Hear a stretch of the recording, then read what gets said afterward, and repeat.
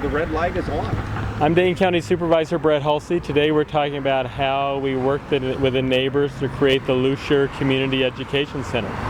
Betty, you want to give us a little rundown? Yeah, well, Corky and I'm Betty Harris Custer and Corky Custer, and we go to a church just over the hill, and for as long as we've lived here, which is going on 30 years, and we've been involved with that church, the church has been involved with the Wexford Ridge Neighborhood Center, which was across the street in the housing project.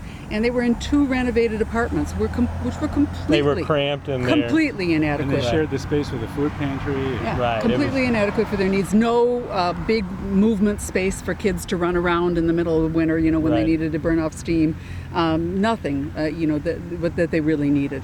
So the thought was that they would build a new center, and the logical place was here on school property. But that took a number of steps, changing state legislation, getting school board approval. Those were 2 biggies. And then, of course, that was raising tough. I remember $4.5 million. the school board was really and reticent. you were involved in that. Right. And you were involved in that. So, that was actually, we kept hearing about that because our good friend Jane Buffett, who unfortunately is no longer with us, died about 6 years ago, was adamant, and she'd stand up at church and say, the school board's meeting again this week, you've got to call or write or email, and we would dutifully do that. So after her death, she left a bequest to the center, and shortly after that, Paul Terranova approached me and asked me if I would chair the campaign, and I thought, if Jane were here, she'd be doing it. That's right. So we raised $4.5 million. We got some county money for Joining Forces for Family. You got geothermal here. Yeah, it's marvelous. Green building. This whole building is very environmentally friendly. Yeah. They did a great job with the architect and Doug Cosell, and he just did a super job with it. The geothermal, MG&E, got behind us on that.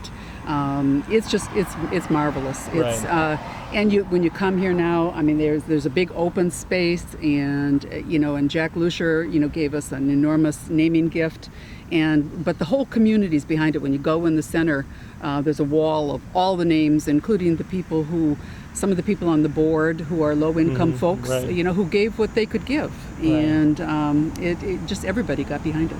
And this is an example of kind of working with the community to improve the schools in a real way. I mean, the kids get out of school here, they can come here right before they go home, and it gives constructive, positive things for what was a really challenged neighborhood. That's right. I mean, there's tutoring programs with the school, with volunteers from the neighborhood.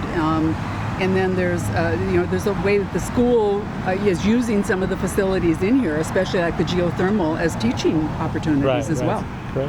So. And it's an example of the fact that even something that's clearly good, that everybody agrees is good, still takes a lot of work and a lot of effort to get across the goal line, because it's complicated. There are competing user groups like the school and the state government that had to be dealt with. And without the efforts of people like you, it wouldn't have happened. Right. Well, thanks. And this is an example of making better schools, one kid, one classroom, one teacher at a time. Right. Thanks a bunch.